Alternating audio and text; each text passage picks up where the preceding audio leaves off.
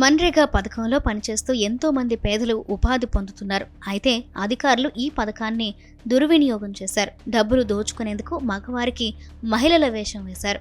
ఈ ఘటన కర్ణాటకలోని యాద్గిరి జిల్లాలో జరిగింది. మల్హార్ పంచాయతీ ప్రాంతంలో నింగప్ప పూజారి అనే రైతు భూమిలో ఉపాధి హామీ పథకంలో భాగంగా ఒక కాలువను తవ్వారు. జాబ్ కార్డులు ఉన్న కార్మికులు ఇందులో పాల్గొన్నారు. ఫిబ్రవరిలో పనులు ప్రారంభమయ్యాయి. వందలాది మంది కార్మికులు కాలువను తవ్వుతున్నారు. కానీ పని ఇంకా పెండింగ్లో ఉండగానే డబ్బు వసూలు చేయడానికి అధికారులు ఒక మాస్టర్ ప్లాన్ చేశారు. సాధారణంగా ఉదయం పని ప్రారంభించే సమయంలో కూలీల ఫోటోను అప్లోడ్ చేయాలి. తర్వాత సాయంత్రం ఒక ఫోటోను అప్లోడ్ చేయాలి.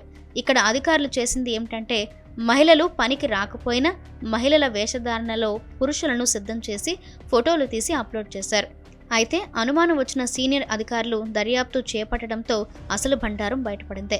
ఈ పనిని పంచాయతీలో పనులు పర్యవేక్షిస్తున్న వీరేష్ అనే అవుట్సోర్సింగ్ ఉద్యోగి చేస్తున్నట్లు తెలిసిందే. గతంలో కూడా ఇలాంటి స్కామ్లు ఏమైనా చేశారా అని అధికారులు జిల్లా వ్యాప్తంగా కూడా విచారణ చేపట్టారు.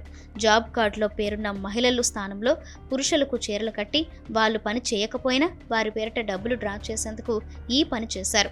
పని చేసేందుకు సిద్ధంగా ఉన్న వారికి పని కల్పించేందుకు మహాత్మా గాంధీ జాతీయ ఉపాధి హామీ పథకాన్ని కేంద్ర ప్రభుత్వం అమలు చేస్తోంది.